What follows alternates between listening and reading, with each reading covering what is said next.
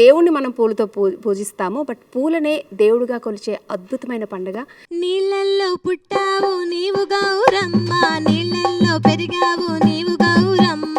నార్మల్గా ఒక మహిళగా బతుకమ్మ పండుగ చేసుకోవడం వేరు, యాజ్ ఏ సింగర్గా మన పాటతోనే అక్కడ ఉన్న ఎన్విరాన్మెంట్ అంతా ఇంకా జోష్గా అవుతుంది కాబట్టి ఆబ్వియస్లీ ఆ జోష్ని మనం తీసుకొచ్చేలా ప్రయత్నిస్తానన్నమాట. ముత్యాల రత్నాల పందిళ్ళలోన మురిసేటి అలికిన వాకిళ్ళలోన. మీకు ఊహ తెలిసినప్పటి నుంచి బతుకమ్మని ఎలా సెలబ్రేట్ చేసుకునేవారు? చిన్నప్పుడు ఊళ్ళో అది చాలా ట్రెడిషనల్ అటైర్ అసలు ఎక్సలెంట్గా ఉంటుంది. సిటీలో కంటే ఆ చెరువు గట్టు ఊరికి ఉత్తరాన వలలో ఊడల మర్రి వలలో. చాలా స్పెషల్ అయితే బతుకమ్మ మీకు. బతుకమ్మ పండుగ చాలా స్పెషల్. మామూలుగా పుట్టింటికి వెళ్తే అమ్మకి ఎన్ని చెప్పుకుంటామో బతుకమ్మ ఆటలో కూడా తమ బాధలు అన్ని చెప్పుకుంటారు పాటల రూపంలో. గుమ్మరే గుమ్మ గుమ్మ గునుగు పూల జాతర. అసలు సింగర్ అవ్వాలని ఎప్పుడు అనుకున్నావు?